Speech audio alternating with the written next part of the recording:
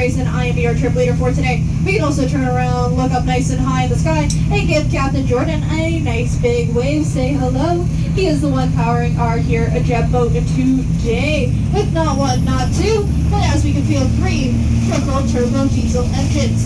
Each one of these engines gives us around 700 horsepower apiece, giving us a total of 2,100 horsepower for my friend who asked, and 31,000 pounds of thrust. We are going to see how those bad boys like to work. Put up those fingers in the air and spin them around like you just don't care.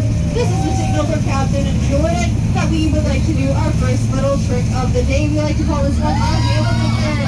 And here we go.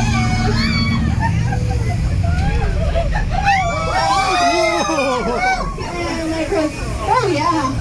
Can I please get a nice big round of applause for Captain Jordan? I was feeling a little toasty there, so that felt very refreshing. As we can feel, that was a nice big 360-degree spin.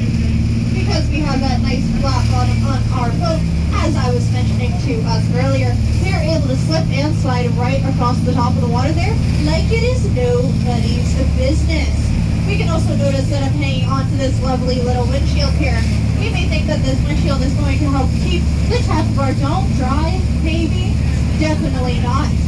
Instead, this windshield is especially engineered to work more like a shovel to pick up as much water from our Class 5 as possible and absolutely cover our dome here today.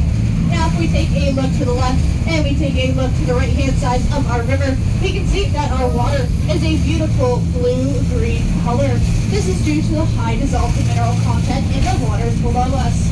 Believe it or not, the falls that we know and love them as today used to stand in this exact very spot of the river only a short 12,000 years ago.